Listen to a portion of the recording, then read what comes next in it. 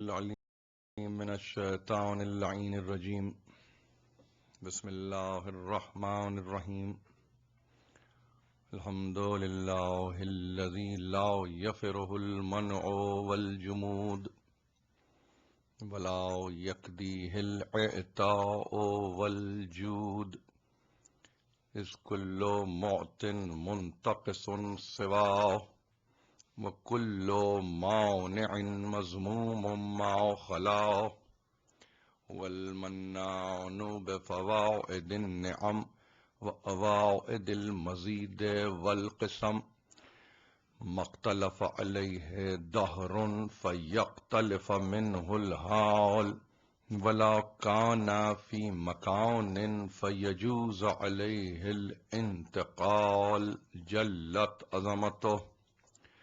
والصلاة والسلام على سيد أصل ما في الوجود، سر الله في كل موجود، نقطة دائرة الوجود، صاحب اللواء الحمد والمقام المحمود، أبي القاسم محمد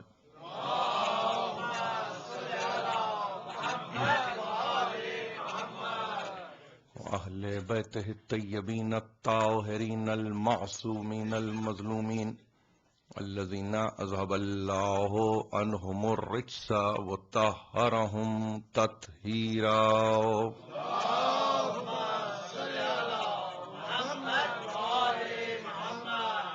أما بعد، فقد قال الله سبحانه وتعالى في محكم كتابه الحكيم: وإنك لعلى خلق عظيم. صلوات.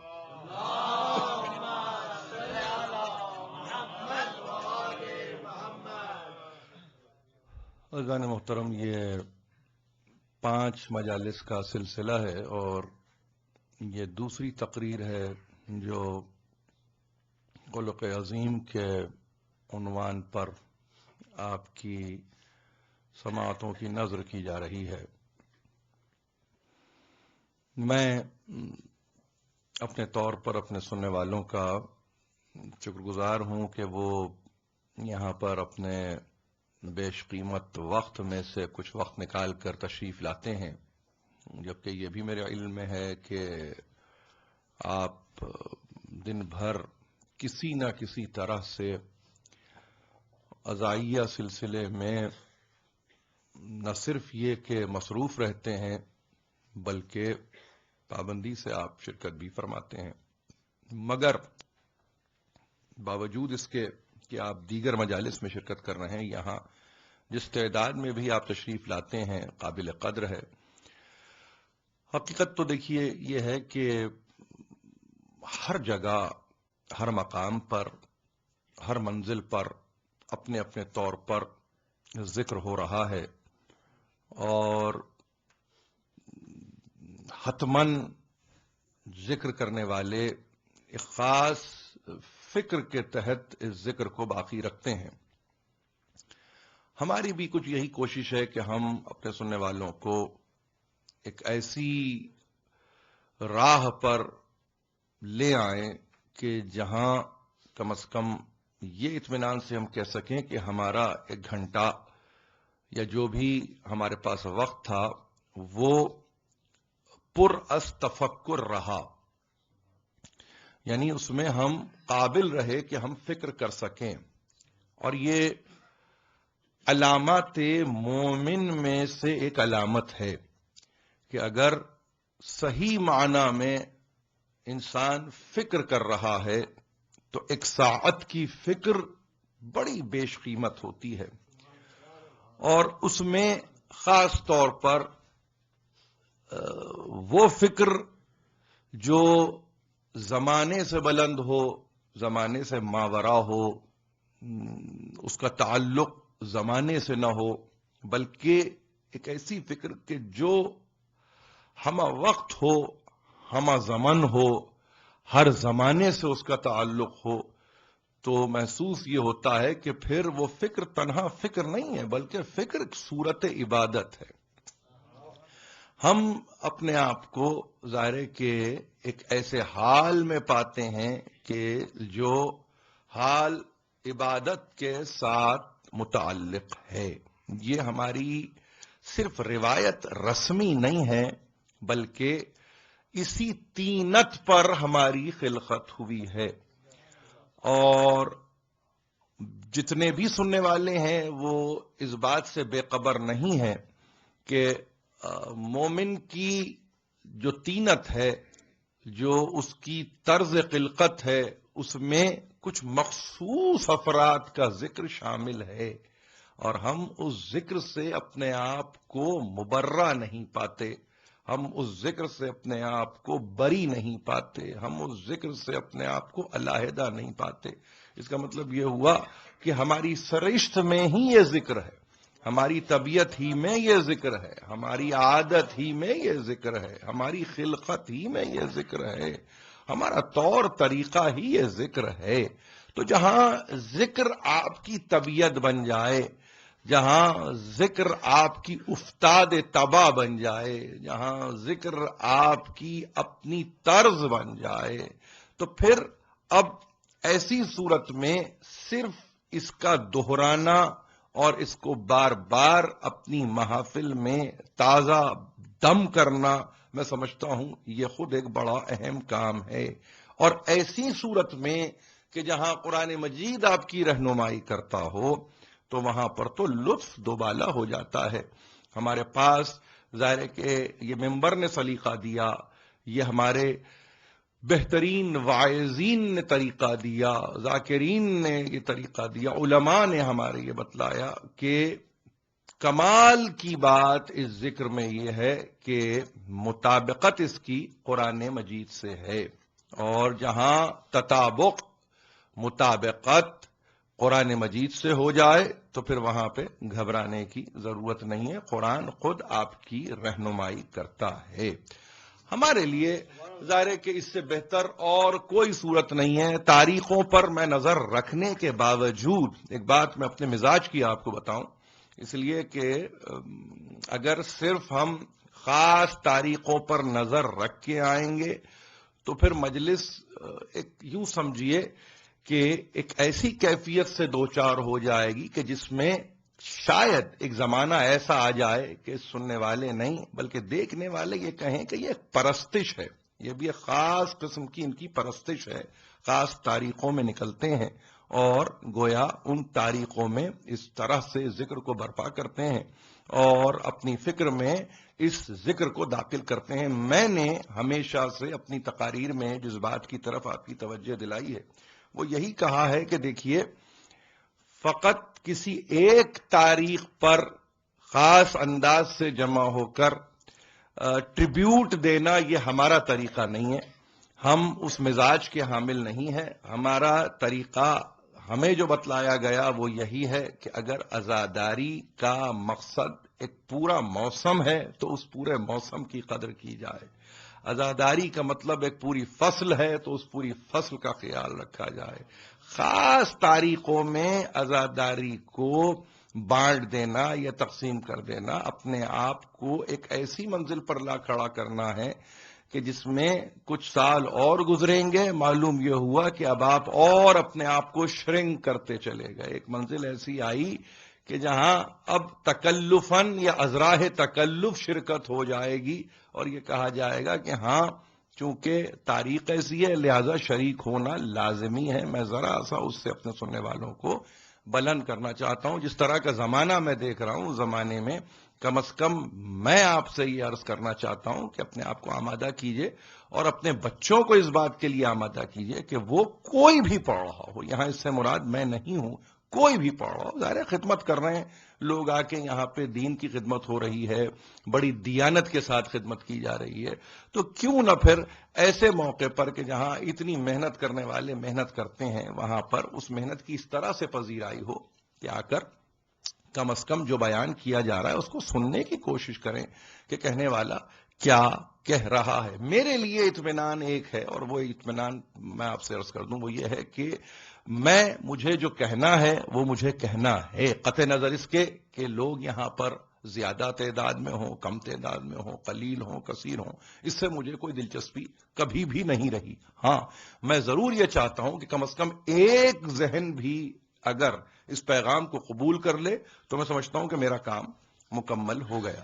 مجھے اس سے زیادہ دلچسپی نہیں ہے کہ سننے والے کثرت میں ہوں اور کثرت ہی میں پیغام کو قبول کیا جائے، ایسا کہیں نہیں ہوتا، کسی بھی نظریے کے تحت ممکن نہیں ہے کہ سب کے سب کل پیغام کو بیک وقت قبول کریں، ہوتا ہی نہیں، کبھی نہیں ہوا، نہ ہو سکتا ہے۔ تو لہذا ایک ایسے شے کی تمنا کرنا جو کبھی ہوئی نہ ہو، تو ظاہر ہے کہ میں سمجھتا ہوں کہ وہ کوئی مناسب بات نہیں ہوگی۔ ہاں، اگر مختصر وقت میں کوئی مفید بات کی جائے اور اس کی پذیرائی ایک شخص بھی اپنے مقام پر کر لے تو میں سمجھتا ہوں کہ وہ بولنے والے کے لیے بہت حد تک کافی ہے۔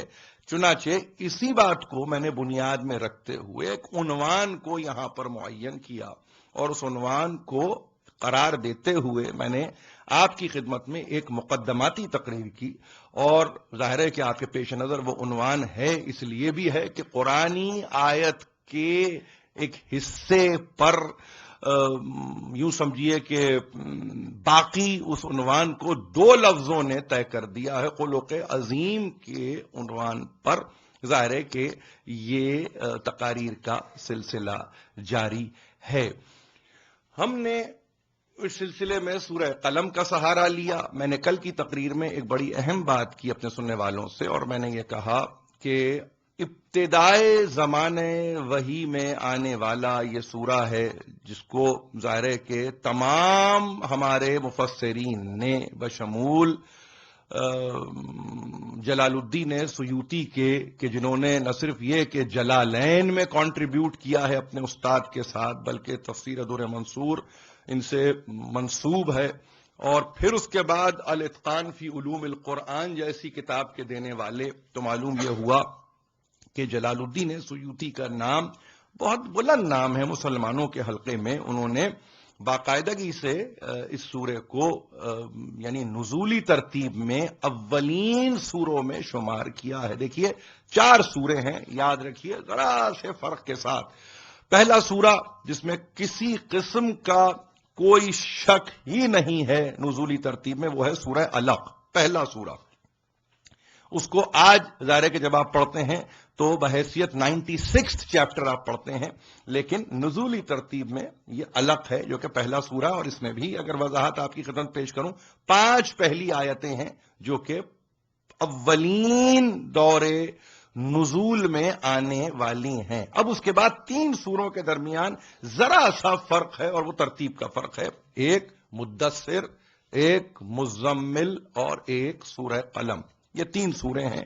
اس میں ظاہر ہے کہ ہمارے پاس بیشتر مفسرین نے سورہ قلم کو نزولی ترتیب میں دوسرا سورہ قرار دیا ہے، اور اس کے بعد تیسرا سورہ اور چوتھے سورے میں مدثر اور مزمل کو رکھا ہے۔ اس میں بھی ایک اہم بات سن لیجئے، وہ بات یہ ہے کہ یہ سورے آپ کو آج جس انداز سے قرآن مجید میں نظر آتے ہیں، ان کی ترتیب میں سرکار رسالت مآب نے جس ترتیب کو معین کیا ہے اسی طرح سے آپ کو نظر آتے ہیں۔ مطلب آیتوں کی اگر ترتیب آپ کو نظر آ رہی ہے تو معین کردہ ہے من جانب سرکار رسالت مآب۔ یہ ہمارا ایمان ہے، یہ ہمارا ایمان ہے۔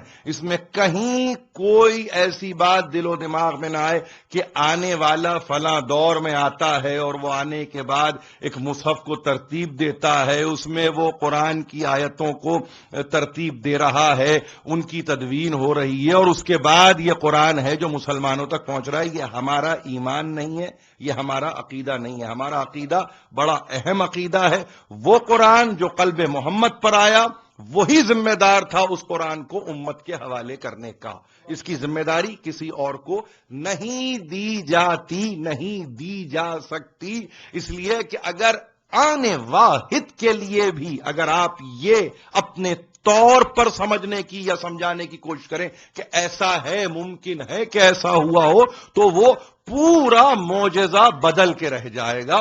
اعجاز قرآن تبدیل ہو جائے گا، قرآن پھر کسی اعجاز کا نام نہیں ہوگا۔ اس میں یہ بڑی اہم بات ہے جو شاید ہمارے خاص طور پر مسلمان بھائی اس سے نابلد ہیں، ناواقف ہیں، مگر بہرحال یہ آواز یہاں جا رہی ہے، وہ یہ سمجھ لیں کہ ہمارا عقیدہ کیا ہے، ہم جس مسلک سے تعلق رکھتے ہیں اس میں ہمارے عقیدے کا مقام اور ہمارے عقیدے کا مرتبہ کیا ہے، یہ سب کچھ منسوب ہے سرکار رسالت مآب کی ذات سے۔ ایک بات تو یہ یاد رکھ لیجئے۔ دوسری بات یہ کہ یہ جو 4 سوروں کا میں نے تذکرہ کیا، یہ 4 سورے کل کے کل نہیں آئے، بلکہ مفسرین نے باقاعدگی سے اس میں کہا ہے کہیں 5 آیتیں، کہیں 7 آیتیں، پھر کہیں 5 آیتیں، پھر کہیں 7 آیتیں، یعنی آنے والی آیتیں۔ آسانی سے اگر آپ سے کہوں کہ خود علق میں جتنی بھی آیتیں آپ کے پاس کل آیتیں موجود ہیں اس میں غور کیجئے، باقی آنے والی آیتیں یوں سمجھیے تاخیر سے آ رہی ہیں، مگر سرکار رسالت مآب نے چاہا کہ تاخیر سے آنے والی آیتوں کو ملحق کر دیا جائے اور نتیجے میں سورہ علق کو مکمل کر دیا جائے۔ یہ استحقاق کسی اور کے پاس نہیں ہے، خدا بہتر جانتا ہے، خدا بہتر جانتا ہے کہ اس میں حکمت کیا ہے۔ ابھی زمانہ وہاں تک پہنچا ہی نہیں، ابھی زمانہ وہاں تک پہنچا ہی نہیں جہاں پہ ان حکمتوں پر گفتگو کی جا سکے کہ تاخیر سے آنے والی آیتوں کو الگ سے ملحق کیوں کیا گیا، یا الگ ہی سے ملحق کیوں کیا گیا، اس کو کسی اور سورے کے ساتھ کیوں نہیں رکھا گیا۔ یہ کچھ عجیب باتیں ہیں، اور میں سمجھتا ہوں کہ اس میں ایک امکان جو کسی نوجوان کے سامنے ہو سکتا ہے یا پیش نظر ہو اس کے کہ اس پر تحقیق کی جائے۔ دیکھیے الہام میں تحقیق کی گنجائش نہیں ہوا کرتی، ایک بات کو ہمیشہ کے لیے ذہن نشین کر لیجئے، کہیں آپ کے ذہن میں یہ نہ ہو کہ ہم تحقیق کر کے بتائیں گے کہ اس کی وجہ کیا ہے۔ جیسے حرام میں کوئی تحقیق نہیں ہے ہو رہی ہے، سائنس میں تحقیق ہے، یہاں تک کہ اب خنزیر پر بھی تحقیق ہو رہی ہے، اور اتنی گہری تحقیق ہو رہی ہے جس کے نتیجے میں یہ ثابت کرنے کی کوشش کی جا رہی ہے کہ نہیں، اب تو ہم جس طرح سے اس کی نرچرنگ کرتے ہیں، جس طرح سے اس کی فارمنگ کرتے ہیں، اس کے نتیجے میں تو ہم یہ دیکھ رہے ہیں وہ مائکروبس نہیں ہیں جن سے خوف رہتا تھا، وہ بیکٹیریا نہیں ہے جن سے کہ انسان خائف رہا کرتا تھا، لہذا اب وہ حرمت حلت سے کیوں نہ بدل دی جائے۔ یہ ہمارے پاس طریقہ تحقیق میں نہیں ہوتا، اس لیے کہ حرام محمد قیامت تک کے لیے حرام ہے، حلال محمد قیامت تک کے لیے حلال ہے۔ آپ کی تحقیق فی الوقت تو ممکن ہے، فی الوقت تو ہو سکتی ہے، مگر ہمہ وقت تحقیق نہیں ہوتی۔ 2 لفظ یاد رکھیے، تحقیق آپ کی فی الوقت ہو سکتی ہے، ہمہ وقت نہیں ہوتی، یعنی وہ ہر وقت کا احاطہ نہیں کر سکتی۔ آج آپ سے میں عرض کر رہا ہوں، بہت ہی معمولی سی بات کر رہا ہوں، تخم مرغ کے تعلق سے آپ ملاحظہ فرمائیں، آج سے 10 برس پہلے کی ریسرچ کچھ اور تھی، آج کی ریسرچ کچھ اور ہے۔ 10 برس پہلے اسی تخم مرغ کے تعلق سے خوف دلایا جاتا تھا، ڈرایا جاتا تھا یہ کہہ کر کہ یہ آپ کے کولیسٹرول میں اضافے کا سبب ہے۔ آج وہی تحقیق بدل گئی اور اس تحقیق نے ایک نئی تحقیق کی صورت اختیار کرتے ہوئے کہا نہیں، اس کا باقاعدگی سے استعمال آپ کے لیے، یعنی آپ کی اپنی نرشمنٹ کے لیے بہت مناسب ہے۔ یعنی تحقیق نے فقط 10 برس میں ایک انقلاب پیدا کر دیا، ایک نئی کروٹ لے لی۔ وہ تحقیق جو کل تک تحقیق تھی وہ پرانی تحقیق شمار کی جانے لگی، وہ کہنا تحقیق شمار کی جانے لگی، نتیجے میں آج نئی تحقیق کے ساتھ انسان نے کہا اب ہمیں اس راستے پر چلنا ہے جہاں پر خود تحقیق جو مبنی بلفظ حق ہے، تحقیق جو مبنی بلفظ حق ہے، جہاں تحقیق کا یہ عالم ہو کہ اسے معلوم نہیں کہ حق کیا ہے اور نا حق کیا ہے، تو وہاں پر ہم ایک تخم مرغ کے تعلق سے تو طے نہیں کر سکے، تو قیامت تک کے لیے رہ جانے والے قرآن کے تعلق سے ہم کیا طے کر سکیں گے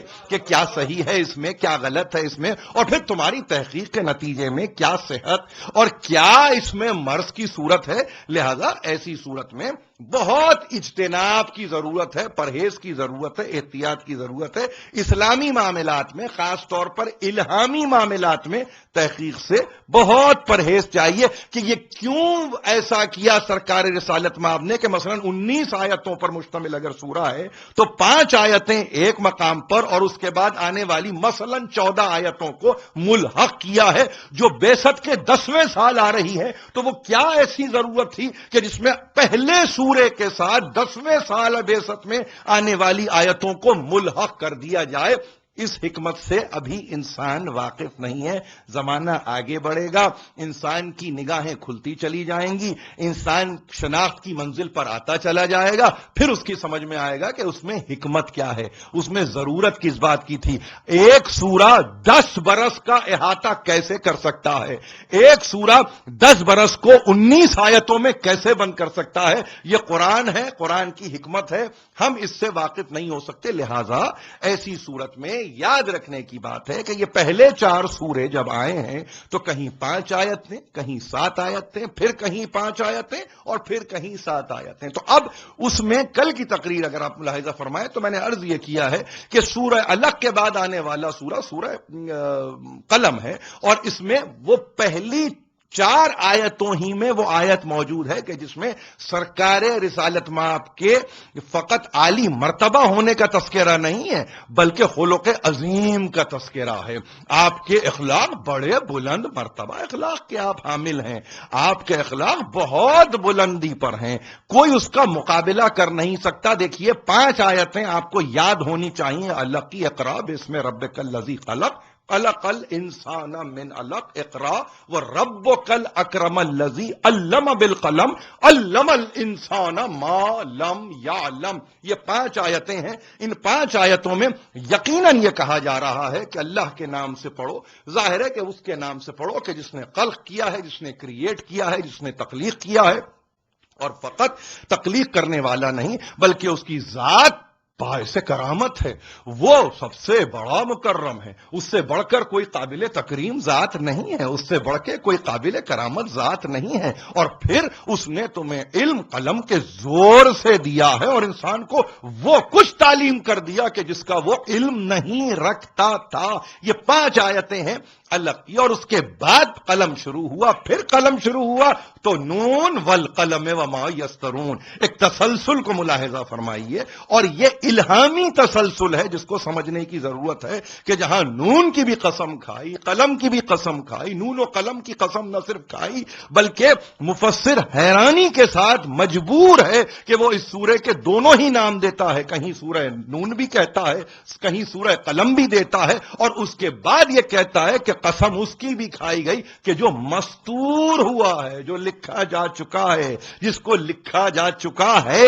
اور پھر نہ صرف یہ کہ جو لکھ دیا گیا ہے بلکہ اس کے بعد بے اختیار یہ جملہ کہنا کہ دیکھو اللہ کے فضل سے تم مجنون نہیں ہو، تم دیوانے نہیں ہو، تم فاتر العقل نہیں ہو بلکہ تم کامل العقل ہو. تمہاری عقل تو اپنے کمال پر ہے، تمہاری عقل تو اپنے کمال پر ہے. تم کہیں سے بھی فاتر العقل نہیں ہو، تم مجنون نہیں ہو، تم دیوانے نہیں ہو. یعنی کوئی تو ایلیمنٹ ایسا تھا کہ نزول قرآن پر یا قرآن کے آنے پر سرکار رسالت مآب کو مجنون سمجھ رہا تھا، دیوانہ سمجھ رہا تھا، فاتر العقل جان رہا تھا، عقل سے بے بہرا سمجھ رہا. تو کوئی تو تھا. اب ظاہر ہے وہ ملک تو نہیں تھے، وہ فرشتے تو نہیں تھے، معلوم یہ ہوا وہی تھے جو بہت نزدیک میں تھے. بس فرق یہ تھا کہ ابھی وہ مسلمان نہیں ہوئے تھے.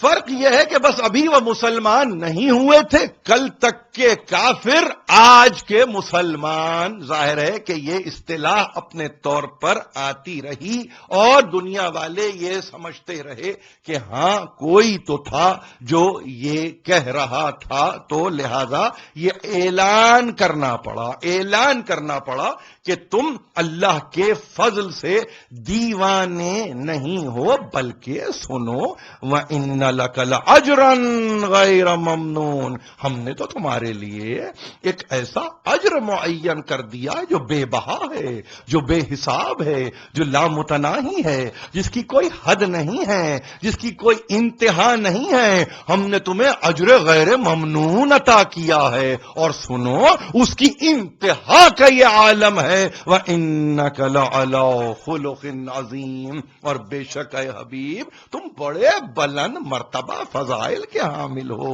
تمہارے پاس فضیلتیں ہی فضیلتیں ہیں، تمہارے پاس فضائل ہی فضائل ہیں۔ عجیب بات ہے، دیکھیے یاد رکھیے، نبی کا آنا، نبی کا پیغام لانا، نبی کا کتاب لانا ایک ہی مقصد ہے، اور وہ مقصد ہے ہدایت خلق۔ ذرا سا اس مسئلے کو آج ہم دیکھتے ہیں اور دیکھتے ہیں کہ اس میں کیا کہنے کی کوشش کی جا رہی ہے۔ پیغامبر جب آتا ہے، پیغامبر جب آتا ہے، ہادی جب آتا ہے، پیغام کا لانے والا جب آتا ہے، گائیڈ جب آتا ہے، مینٹور جب آتا ہے، زمانے کا اصلاح کرنے والا جب آتا ہے، تو اس کا کام کیا ہے؟ اس کا کام ایک ہی ہے، اور وہ یہ کہ امت کی ہدایت کرے۔ اور اگر امت کی ہدایت کرے تو اس کا مطلب کیا ہوا؟ مخلوقات کی ہدایت کرے۔ مخلوقات میں کس مخلوق کی ہدایت کرے؟ اشرف مخلوق کی ہدایت کرے۔ وہ اشرف مخلوق جو خود عقل جیسی دولت سے مالا مال ہے، اس کو ہدایت کی ضرورت ہے۔ بنیادی مسئلہ یہ ہے کہ کوئی عقل رکھ کے یہ نہ سمجھے کہ ہمیں ہدایت کی ضرورت نہیں ہے۔ یہ بڑا اہم مسئلہ ہے۔ ہم یہ کہہ کے بری الذمہ نہیں ہوتے اپنے مسائل میں کہ نہیں ہم صاحبان عقل ہیں، ہمیں ہدایت کی کیا ضرورت ہے۔ عقل دیا، ہوش بندگی دیا، شعور زندگی دیا، رہنے کی پوری ایک یوں سمجھیے کہ ایک زندگی کہہ لیجئے، سلیقہ کہہ لیجئے، اس سے آگاہ کیا، آراستہ کیا، اور اس کے بعد کہا اب بھی تمہیں ہدایت کی ضرورت ہے۔ یہ ہے ہدایت خلق۔ یہ کوئی اور نہیں کر سکتا، اس لیے نہیں کر سکتا کہ جو اس کو ہدایت کی منزل پر لائے، جو یہ کہے میں ہدایت کروں گا، اس کا مطلب یہ کہ اس کو عامی عقل سے بلند ہونا ہوگا۔ ایک جیسی عقل رکھنے والے ایک دوسرے کی ہدایت نہیں کر سکتے۔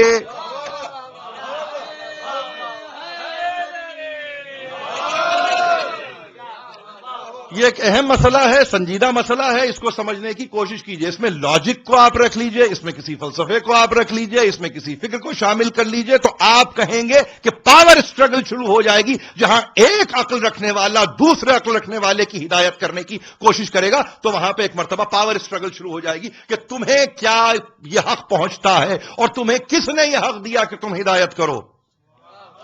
کس حق کے تحت تم ہدایت کر رہے ہو؟ تمہاری عقل میری عقل کی طرح ہے، تو اب میں کیسے تسلیم کر لوں کہ تم میرے ہادی ہو؟ میں کیسے تسلیم کر لوں کہ تم میرے گائیڈ ہو؟ میں کیسے تسلیم کر لوں کہ تم ہماری ہدایت کے لیے نامزد ہوئے ہو؟ میں کیسے تسلیم کر لوں جب تک کہ اس میں کوئی ایسی مافوقیت نہ ہو؟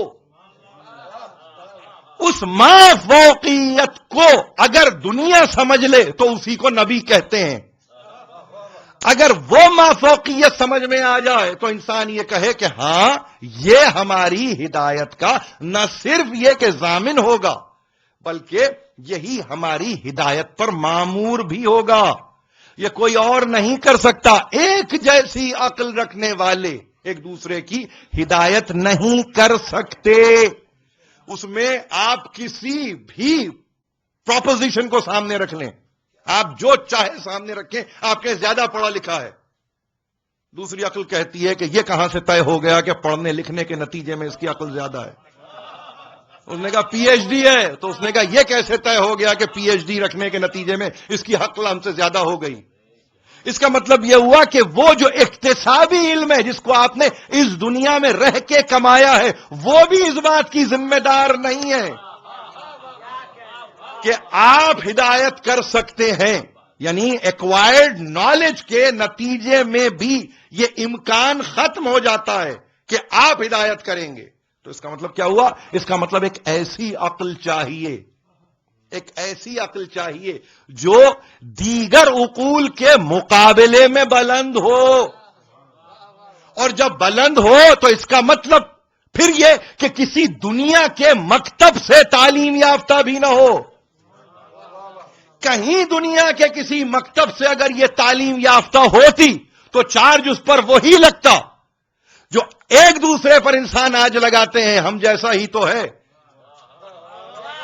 ہم جیسا ہی تو ہے۔ تو ہم کیوں تسلیم کریں؟ آج جو سرکار رسالت مآب کے تعلق سے قبولیت ہے، اس قبولیت کی بنیادی وجہ خواہ نہ خواہ، مانے نہ مانے، چاہے نہ چاہے، دل آپ کا آمادہ ہو یا نہ ہو، اندرون خانہ جو اطمینان ہے وہ یہ کہ یہاں کا پڑھا لکھا نہیں ہے. میں اندرون خانہ اطمینان کا تذکرہ کر رہا ہوں. یہاں جو اطمینان ہے وہ یہ کہ یہاں اس دنیا کے مکتب میں نہیں گیا. جتنا کہتے رہیں ہماری طرح کا ہے، ہماری طرح کا ہے، ہماری طرح کا ہے تو قبول کیوں کرتے ہو؟ اگر ہماری طرح کا ہے تو قبول کیوں کرتے ہو؟ اب اور اگر ہماری طرح کا کہہ کے قبول کر رہے ہو تو اتنے فراغ دل تم کب سے ہو گئے؟ اتنے فراغ دل تم کب سے ہو گئے کہ تم نے یہ کہہ کے کہ ہماری طرح ہے تم نے قبول کرنا شروع کیا؟ 1400 برس کے بعد تو تم نے پھر کسی کو قبول ہی نہیں کیا. تو اس کا مطلب یہ کہ اولین دن میں وہ جو ایک دل میں چور تھا نا، کہتے تو تھے کہ ہماری طرح ہے، مگر اندر سے ایک آواز آتی تھی کہ نہیں، ہو نہ ہو یہ کوئی اور ہے، ہو نہ ہو یہ کہیں اور کا ہے، ہو نہ ہو یہ کہیں اور کا ہے. دیکھیے اس جملے کو یاد رکھیے، یہ کہیں اور سے نہیں آیا ہے، نہیں، یہ کسی اور کی نگرانی میں ہے، یہ کسی اور کی نگرانی میں ہے، کسی اور کے زیر اثر ہے، کہیں اور سے اثرات کو لے کر یہاں آ رہا ہے. تب انسان اس منزل پر آیا کہ اس نے کہا آمنا و صدقنا، ہم ایمان بھی لاتے ہیں، ہم تصدیق بھی کرتے ہیں، ہم تصدیق بھی کرتے ہیں.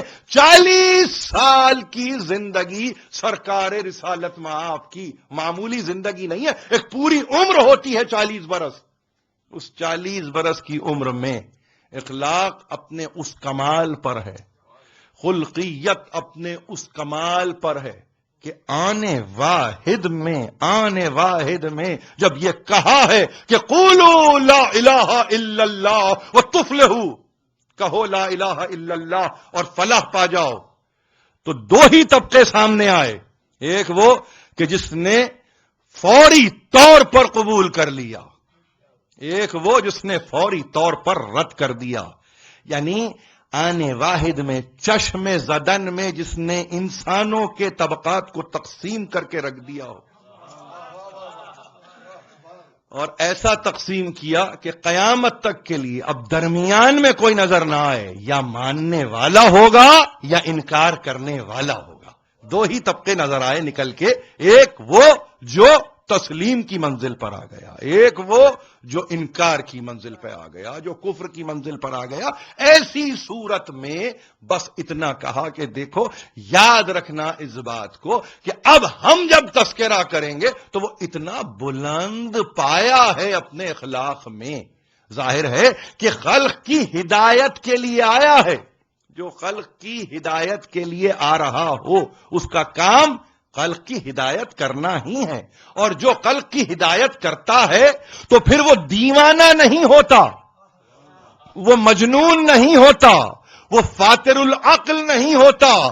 کہیں عقلانی کام میں دیوانگی کا بھی کوئی تصور ہوتا ہے؟ یہ قرآن مجید ہے، اور قرآن نے ہمیں یہ درس دیا کہ یاد رکھو کہ مجنون عقل مندی کی باتیں نہیں کرتا. جو عالم جنون میں ہوتا ہے وہ عالم تعقل کی گفتگو نہیں کرتا. جو دیوانگی کے عالم میں ہوتا ہے وہ فرزانگی کی گفتگو نہیں کرتا. یہ انسان ہے، انسان جو سمجھ رہا ہے، جو دیوانہ کو اس انداز سے کہ جس میں اس نے کہا کہ نہیں یہ مجنون ہے. کہا نہیں، یہ مجنون نہیں ہے، ان کا عالم یہ ہے کہ یہ اسے مجنون سمجھ رہے ہیں فقط اس لیے کہ اس نے کلمہ حق کا اعلان کر دیا، اس نے توحید کی طرف ایک مرتبہ نگاہوں کو پھیر دیا، اس نے صنم پرستی سے دنیا کو بچا لیا، اس نے بت پرستی سے دنیا کو بچا لیا، اس نے مخلوقات میں خالق کی طرف رہنمائی کی مخلوقات کی، اور یہ کہہ کر کے دیکھو تمہارا پیدا کرنے والا وہ ہے، اس کے علاوہ تمہارا پیدا کرنے والا کوئی نہیں ہے. اس بات کو دنیا نے کہا یہ تو جنون ہے، یہ تو مجنون ہے، یہ تو دیوانہ ہے. یہ تو ساحر ہے، یہ تو کاہن ہے، نہیں معلوم کیا کچھ کہتے رہے سرکار رسالت مآب کے تعلق سے،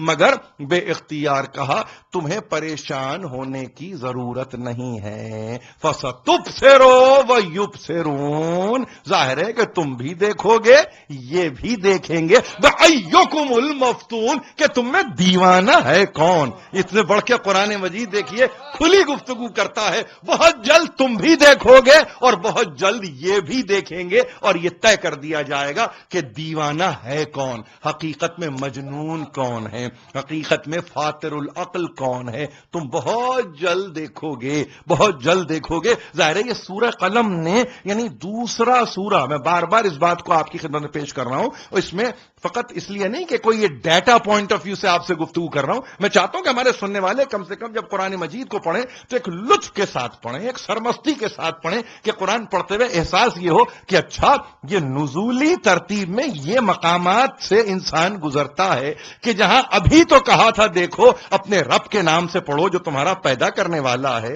اور اس کے نام سے پڑھو جو تمہیں خلق کرتا ہے، جو تمہیں پیدا کرتا ہے، وہ جو تمہیں قلم سے تعلیم دیتا ہے، وہ جو رب کون ہے؟ رب اکرم ہے، وہ جو تمہیں تعلیم ایسے امور کی دیتا ہے جس سے تم واقف نہیں تھے، اور ایک مرتبہ وہ نون و قلم کی قسم کھاتا ہے، کتاب کی قسم کھاتا ہے، تمہارے مجنون نہ ہونے کا اعلان کرنے کے بعد فوری طور پر یہ کہتا ہے کہ اجر تمہیں ایسا ملے گا جس کا حساب ہی نہیں، جس کا کوئی کتاب ہی نہیں، جس کا کوئی اندازہ ہی نہیں، اور اس کے بعد تمہارے خلق کی تعریف کرے گا، تمہارے بلند مرتبہ اخلاق کا تذکرہ کرے گا، تمہارے ان بلند مرتبہ اخلاق کا تذکرہ کرے گا جن سے دنیا واقف نہیں ہے۔ تو یاد رکھیے ایک بات کو، آج کی تقریر میں یاد رکھیے، ہدایت خالق کے لیے حسن خلق ہونا ضروری ہے۔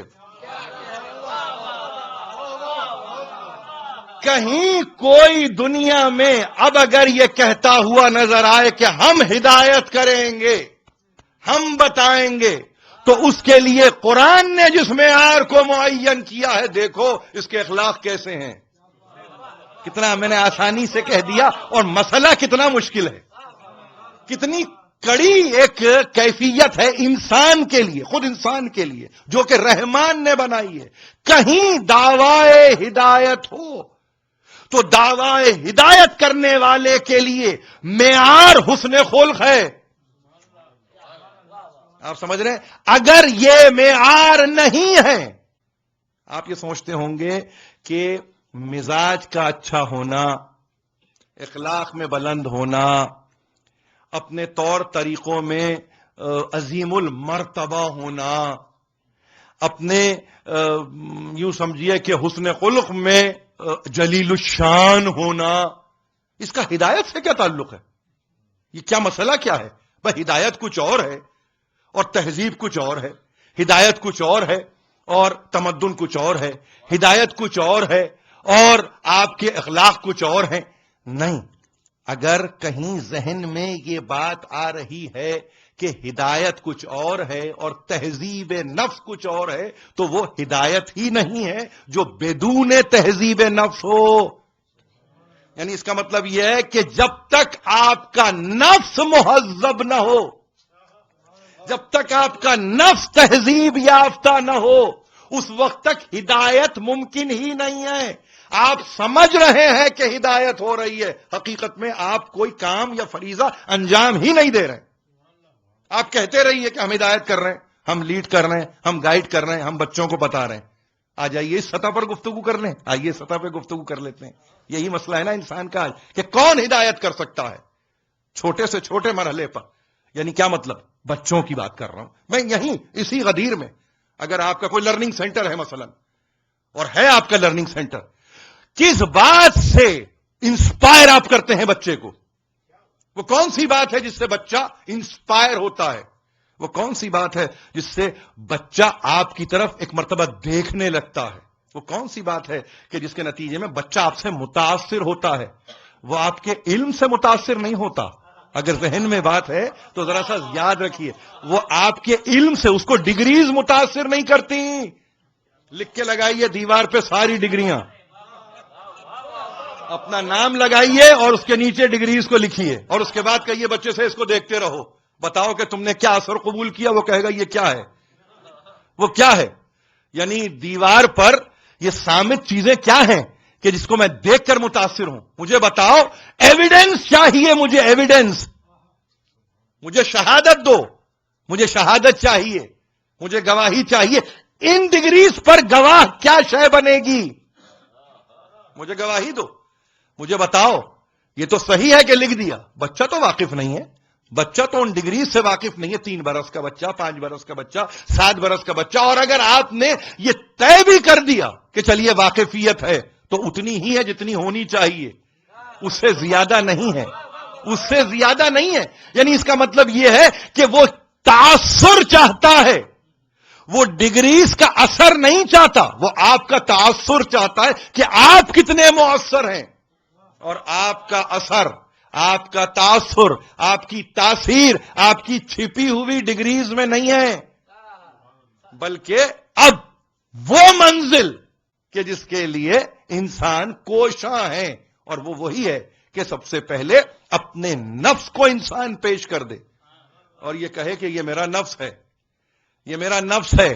میں بردباری کا مظاہرہ بھی کرتا ہوں، میں تحمل سے بھی کام لیتا ہوں، میں مروت اور رواداری کو بھی رکھتا ہوں، میں عفو اور درگزر کی منزلوں سے بھی واقف ہوں، میں ان منازل سے واقف ہوں. یعنی اب کہنا بھی کافی نہیں ہے، جب تک ایک ایک قدم پر خود آپ یہ کر کے نہ بتائیں. یہی تو کمال ہے سرکار رسالت میں آپ کا، کہ پوچھنے والے میں، دیکھیے ایک نام لے رہا ہوں آپ کے لیے، ہو سکتا ہے ذرا سا بھاری نام ہو جائے آپ کی فکر پر. امہات المومنین میں ام المومنین حضرت عائشہ. پوچھنے والے نے پوچھا، اور ایک نہیں، آپ کے پاس صحاح ستہ کی ساری احادیث موجود ہیں کہ جہاں پوچھا کہ بتاؤ محمد کے کردار کو سمجھاؤ، محمد کے کردار کو بتاؤ. وقت گزارا ہے تو کردار محمد کو بھی بتلاؤ کہ محمد کا کردار کیا تھا، محمد کا کردار کیا تھا. تو بے اختیار کہا الست تقرأ القرآن، کیا تم نے قرآن کو نہیں پڑھا؟ کیا تم نے قرآن کی تلاوت نہیں کی؟ کیا تم قرآن کو نہیں جانتے؟ تو بے اختیار کہا ہاں قرآن سے تو واقف ہیں. بے اختیار وہاں سے آواز آئی، اگر تم یہ کہتے ہو کہ تم قرآن کو جانتے ہو تو بس یاد رکھو کانا خلقہ القرآن، قرآن ہی تو اس کا خلق ہے، قرآن ہی تو اس کی طبیعت ہے، قرآن ہی تو اس کی عادت ہے، قرآن ہی تو اس کی طینت ہے، قرآن ہی تو اس کی ساخت ہے، قرآن ہی تو اس کی بناوٹ ہے. یہ کون کہہ رہا ہے؟ جس کو آپ کہتے ہیں گھر والی. یہ گھر والی کہہ رہی ہے، مسلمانوں کے لیے لمحہ فکریہ ہے، مسلمانوں کے لیے لمحہ فکریہ ہے کہ مسلمان یہ کہہ رہے ہیں کہ گھر والی نے یہ کہا کہ قرآن ان کے فضائل کا اعلان کرتا ہے. اور کیسے فضائل؟ کہ عمل کیا تو قرآن نے عمل کیا، رک گئے تو قرآن رک گیا. آپ نے اپنے آپ کو کسی منزل پر آگے بڑھا دیا، قرآن آگے بڑھ گیا. آپ نے کسی منزل سے پیچھے کر دیا، قرآن پیچھے رک گیا. یہ کون ہے؟ یہ قرآن کا لانے والا ہے. یعنی اس کا مطلب کیا ہوا؟ اس کا مطلب یہ ہوا کہیں ڈسپیرٹی نہیں ہے. یعنی یہ دونوں میں جب تک یونیفارمٹی نہ ہو اس وقت تک قول اور فعل کے معنی ہی کچھ نہیں ہوں گے. یاد رکھیے قرآن قول ہے، رسول فعل ہے. جب تک قول اور فعل مربوط نہیں ہوں گے اس وقت تک ہدایت نہیں ہوگی. یہ بہت بلند سطح کی گفتگو ہے. ایک چھوٹے درجے پر گفتگو اگر کریں آپ، کوئی چھوٹا سا آپ کا ادارہ ہو، تعلیمی ادارہ، تو وہاں کیا ہے؟ جو کہو وہ کر گزرو. یہ نہیں کہ کہہ کچھ رہے ہیں، ہو کچھ رہا ہے، اور پھر یہ کہ ہم تو تعلیم دے رہے ہیں، ہم تو ہدایت کر رہے ہیں، یہ بچوں کی تو اس میں ہدایت ہو رہی ہے، بچوں کی تو اس میں گائیڈنس ہو رہی ہے. نہیں، یہ انتہائی کڑا مرحلہ ہے انسانی زندگی میں.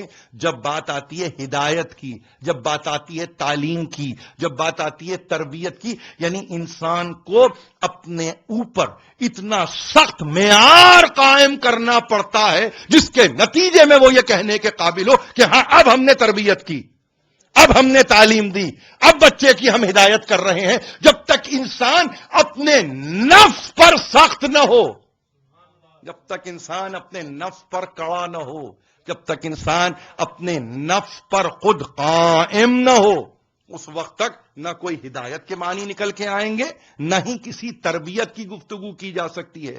لہذا بہت اہم اصطلاح ہے ہدایت۔ کہنے کو کہہ دیا خلقی ہدایت، کہنے کو کہہ دیا بچے کی ہدایت، کہنے کو کہہ دیا کہ ہم تربیت کر رہے ہیں، کہنے کو کہہ دیا کہ ہم تعلیم دے رہے ہیں، مگر آپ کا اپنا نفس ہی خود اتنا بدزن ہے، آپ کا اپنا نفس ہی خود اتنا باغی ہے، طغیان پر آمادہ ہے کہ آپ اپنے آپ کو جو قابو میں نہ رکھ سکتا ہو، دوسرے کو قابو میں کیسے رکھنے کی گفتگو کر رہا ہے، دوسرے نفوس کو کیسے قابو کر رہا ہے۔ کیا ممکن ہے؟ کیا امکان پیدا ہوتا ہے؟ نہیں، کامن سینس ایپلیکیشن ہے، حصے عمومی کا انطباق ہے، حصے عمومی کو اپلائی کرنا ہے، عام حص کو اپنی زندگی پر اپلائی کرنا ہے۔ پہلے خود رک جاؤ، بعد میں کسی کو روکو، پہلے خود آگے بڑھ جاؤ، پھر کسی کو آگے لے کے بڑھو، پہلے خود ممنوعات کو ممنوعات سمجھو، پھر کسی اور کو کہو یہ ممنوعات ہیں، پھر پہلے خود اپنے آپ کو کسی شے کے لیے آمادہ کرو، پھر دوسرے کو اس شے کے لیے آمادہ کرو۔ جب تک انسان اس تہذیب کا قائل نہیں ہوگا اس وقت تک اخلاق کی گفتگو کی ہی نہیں جا سکتی۔ بہت معمولی بات ہے، مگر بظاہر معمولی ہے، بباطن بہت گہری گفتگو ہے۔ اس کو سمجھنے کی ضرورت ہے۔ جہاں انسان کا سب کچھ داؤ پہ لگ جائے، جہاں انسان کا سب کچھ داؤ پر لگ جائے، وہاں کہیں انسان پہچانا جاتا ہے۔ یہ بہت آسان ہے کہنا کہ دیکھو ہم یہ کہہ رہے ہیں، پلٹ کے کوئی اگر یہ کہے کہ آپ کہہ تو رہے ہیں، کر بھی رہے ہیں یا نہیں کر رہے ہیں، کہنا بہت آسان ہے، کر گزرنا بہت مشکل ہے۔ تقاضا دوسرے سے کرنا کہ وہ یہ کر لے اور خود اپنے آپ کو اس بات کے لیے ابھی آمادہ ہی نہ پانا کہ وہ خود کر لے، تو ایسی صورت میں نہ کوئی تہذیب نفس کی ضرورت ہوگی، نہ ہی کوئی تہذیب نفس کی ایک گنجائش پیدا ہوگی۔ لہذا یہ وہ امور ہیں جن کو کہ سمجھایا گیا ہے قرآن مجید میں بہت پہلے سے اور ایسے پہلے سے کہ جس کے متعلق اگر میں آپ سے کہوں کہ ابھی قرآن مجید آیا ہی ہے اور اخلاقیات کی گفتگو کر دی گئی ہے۔ اسی خلق عظیم پر طبیعت فقط سرکار رسالت مآب کی مائل نہیں تھی، بلکہ تمام اہل بیت بھی اسی کا بالکل جیتا جاگتا نمونہ تھے۔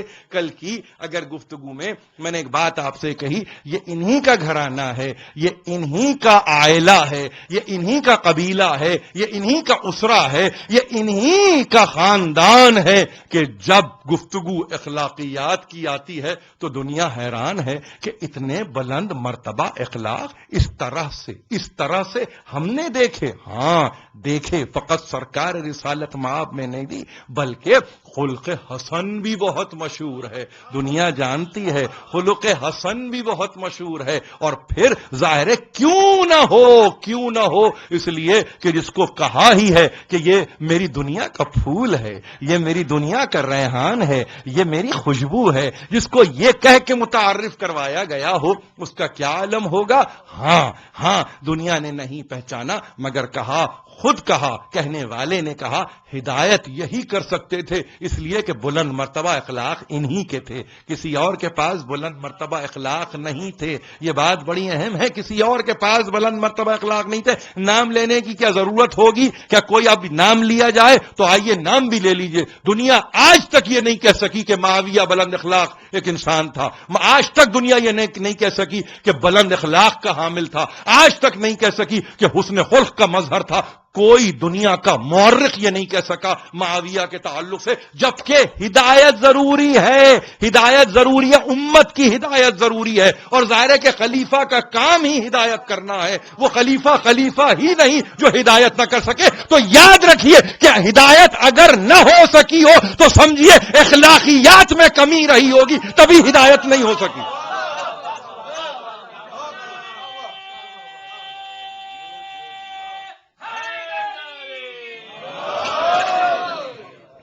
یہ ایک اہم مسئلہ تھا، شاید اس کی طرف میں نے آپ کی ذرا سی توجہ مبذول میں کرانے میں کامیاب ہوا۔ ذرا سا اس کو دیکھ لیجئے کہ کہیں بہت آسان ہے بھائی، ہدایت نہیں کر سکے، خلافت تو بہت کی مگر ہدایت نہ کر سکے۔ خلافت تو بہت کی مگر ہدایت نہیں کر سکے. تو آپ اتنے عقل مند ہیں اور ان مجلسوں نے آپ کو اتنا پرمغز کر دیا ہے کہ آپ کو کہنے کی ضرورت نہیں ہونا چاہیے. آپ کا باطن اس فقرے پر گواہ بن جائے کہ اس لیے ہدایت نہ کر سکے کہ اخلاق عالی مرتبہ نہیں تھے. اس لیے ہدایت نہیں کر سکے کہ جلیل القدر اخلاق نہیں تھے، عالی مرتبہ اخلاق نہیں تھے، عالی شان اخلاق نہیں تھے. اور اس کا تعلق پھر ایک بات یاد رکھیے، دو ہی صورتوں میں ہے. یا اخلاق، کل کی گفتگو من لدن ہو تو آپ کہیں بلند مرتبہ اخلاق کا حامل ہے، تو یہ تو اب کہیں ممکن نہیں ہے. ظاہر ہے وہ اس کا فیض ہے، وہ فیضان قدرت ہے، جس پر چاہتا ہے اپنی نگاہ رکھتا ہے، جس کو چاہتا ہے عنایت کرتا ہے. لیکن دوسری صورت اسی حسن خلق کے تعلق سے یاد رکھیے، وہ اکتسابی ہے. یعنی اس کو آپ یہاں پر حاصل کرتے ہیں اس دنیا میں. اس کے لیے محور کون ہے؟ اس کے لیے مرکز کون ہے؟ گھر ہوتا ہے اس کے لیے محور، گھر ہوتا ہے اس کا مرکز. اس میں بھی کون محور اور مرکز ہے؟ ماں کو کہا جاتا ہے کہ ماں ہے جو آپ کو بہترین اخلاق کی طرف لے جاتی ہے، ماں ہے جو آپ کو بہترین خلق کی طرف لے جاتی ہے، ماں ہے جو بہترین آپ کو اخلاقیات کا درس دیتی ہے. تو کہیں کبھی ہدایت کی کمی نظر آئے تو فوری طور پر ایک جست میں گھر تک پہنچ جائیے کہ یہ گھر کیسا تھا، یہ گھر کیسا تھا، یہ گھرانہ کیسا تھا جس گھرانے سے ہم وابستہ ہیں. ہم جب اہل بیت کہتے ہیں نا، اس میں لفظ اہل نہیں معلوم کتنی چیزوں کو ثابت کر رہا ہے. کس بات کے اہل ہوں گے، کہاں تک تعریف کی جائے، کس حد تک تعریف کی جائے. اتنی تعریف کہ دنیا حیران ہے. پوچھنے والے نے پوچھا اور یہاں تک کہنے کی کوشش کی. ذرا سی ایک بات کی طرف توجہ دلاؤں اور تقریر کو اپنی مصائب میں لے جاؤں.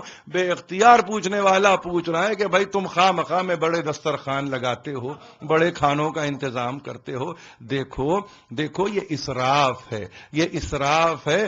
لا خیر فی الاسراف. دیکھو یاد رکھو، یہ تم اپنی جو کچھ بھی کوشش کر رہے ہو اس میں یہ خیر نہیں ہے، اس میں کوئی برکت نہیں ہے، اس میں کوئی ایسی صورت نہیں ہے جس میں تم یہ کہو کہ اس میں کوئی نیکی کا عمل ہے جو جاری ہے. کہا دیکھو یاد رکھو، یہ سمجھ کر نہیں کھلاتا ہوں کہ یہ اسراف ہے، خیر سمجھتا ہوں تو کھلا رہا ہوں، خیر سمجھتا ہوں تو کھلا رہا ہوں. اس بات کو یاد رکھو. تو بس اتنی تربیت اور اتنی تعلیم کی ضرورت تھی. وہاں اس نے ذرا سا مطالبہ کیا، علمی مطالبہ تھا، علمی مطالبے کا علمی جواب دیا اور بس اتنا کہا. دیکھو خیر و برکت کی منزلوں میں پھر اسراف کو نہیں دیکھا جاتا کہ اسراف ہو رہا ہے، زیادتی ہو رہی ہے. دسترخوان کو تنگ نہیں کیا جاتا. جہاں خیر و برکت کے معاملات ہیں وہاں دسترخوان کو ہم تنگ نہیں کیا کرتے. ہاں خیر کا تعلق کہیں اور سے، وہ تجھ سے ممکن نہیں ہے، اس لیے کہ تو صاحب عقل نہیں، صاحب نکرہ ہے. تجھ میں ہے تو کچھ، مگر ایک ایسی مکروہ شے تجھ میں ہے کہ جو مکروہ شے ہم میں نہیں ہے، ہم میں نہیں ہے. اسی لیے پوچھنے والے نے کبھی پوچھا تھا مولائے متقیان سے اور یہ کہا تھا کہ آپ کیا بات ہے اس طرز سے گفتگو نہیں کرتے. کہا یہ ہمارا طریقہ نہیں ہے، یہ ہماری وضع نہیں ہے. چاہیں تو ہم دنیا پہ حکومت کریں مگر یہ ہمارا مزاج ہی نہیں ہے، یہ ہمارا مزاج ہی نہیں ہے. ہم کسی اور مزاج کے حامل لوگ ہیں، یہ کسی اور مزاج کو رکھتا ہے. ظاہر ہے کہ جس کو گھر سے جو تربیت ملی ہے وہ اس کا اظہار مسند پہ بیٹھ کے کر رہا ہے. علی کی تربیت رسول سے ہو رہی تھی، معاویہ کی تربیت ابو سفیان سے ہو رہی تھی. تو گھر نظر آ رہے تھے، گھرانے نظر آ رہے تھے، انسان نظر نہیں آ رہے تھے. اسی لیے جاتے جاتے اپنے دونوں نواسوں کو ظاہر پاس بلایا ہے اور یہ کہہ کر پاس بلایا ہے کہ دیکھو ان کا خیال رکھنا، ان کا خیال رکھنا، ان بچوں کا خیال رکھنا. ان نواسوں میں سبتین میں سے ایک سبت کا تذکرہ آج ہم کر رہے ہیں اور صورت شہادت کی کیفیت میں کہ جہاں پر ابھی آپ نے ذاکرین اولا سے سنا کہ مرثیے میں یہی انہوں نے پڑھا ہے کہ کیا انداز تھا، کیا عالم تھا. ہاں ایک مقام پہ آ کے مرثیہ تو رک گیا، مگر میں یہ چاہتا ہوں کہ اس مقام سے اپنی گفتگو کو ذرا سا آگے بڑھاؤں اور صرف تبرکن اس تذکرے کو باقی رکھوں. دیکھیے یقیناً زمانہ پر آشوب تھا، یقیناً زمانہ دشمن تھا، دوست نہیں تھا، اور دشمنی بھی غضب کی دشمنی تھی۔ تاریخ یہ بتا رہی ہے، سارے مفکرین جتنے آپ کے مورخین ہیں، پڑھے لکھے مورخین یہ کہہ رہے ہیں کہ ایسا نہیں، زہر دینے کے وجوہات، زہر دینے کے اسباب میں بنیادی سبب یہ تھا کہ وہ اپنے گھرانے کی حکومت کو مسلط کرنا چاہتا تھا اس گھرانے پر، اور وہ چاہتا تھا کہ یزید کی حکومت کو کسی طرح سے قائم کر دیا جائے، اور 10 برس تک مقاومت کی ہے۔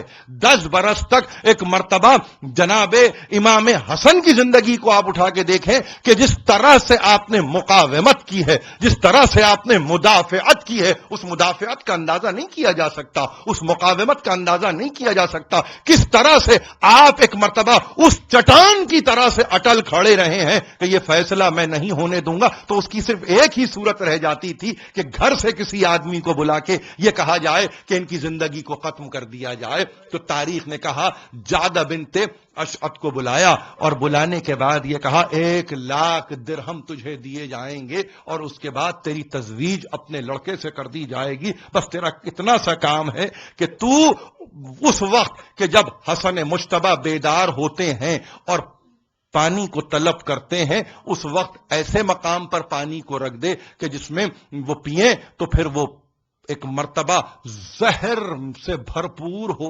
اور کہنے والے نے یہ کہا کہ اس لیوان آپ کو، اس کاسہ آپ کو جناب امام حسن کے سرانے رکھ دیا گیا۔ رات کا ایک حصہ تھا، ایک مرتبہ نہیں معلوم کیا کیفیت ہے، ہاں اس کیفیت کا اظہار شاید مرثیے نے نہیں کیا، مگر آپ کے پاس مقاتل نے کیا۔ بے اختیار بیدار ہوئے اور پکار کے کہنے لگے بابا آئے تھے، اماں آئی تھی اور کہتی تھی آ جاؤ حسن، آ جاؤ حسن، ہم سے نزدیک ہو جاؤ حسن۔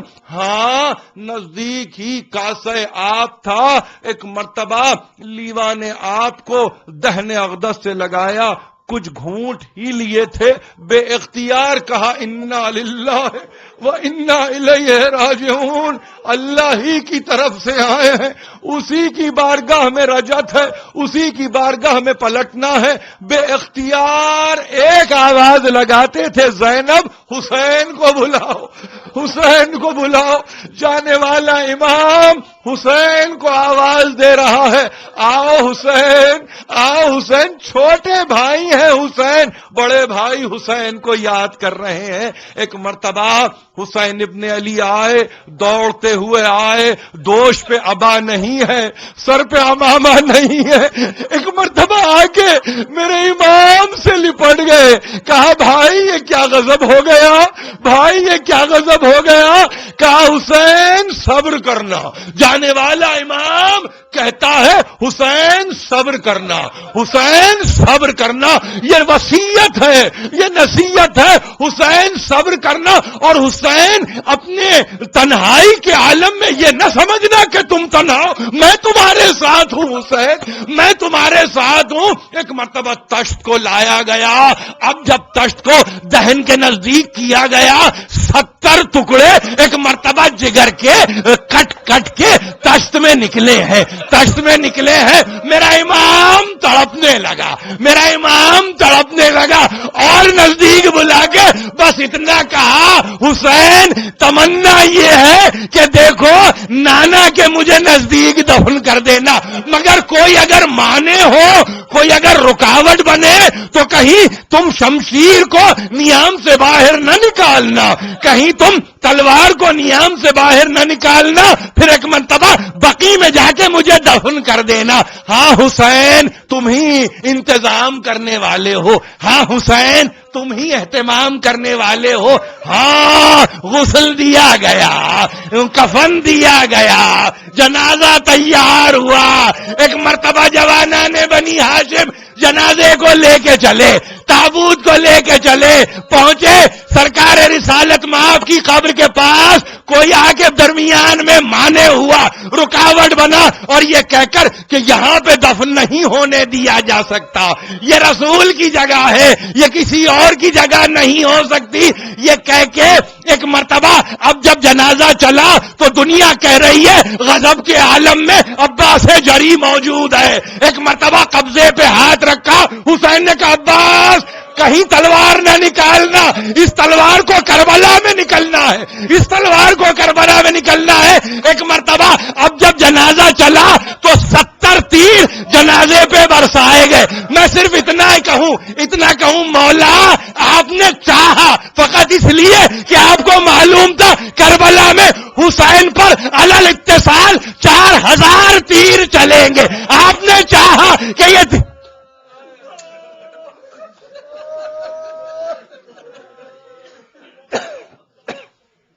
حسین حسین حسین حسین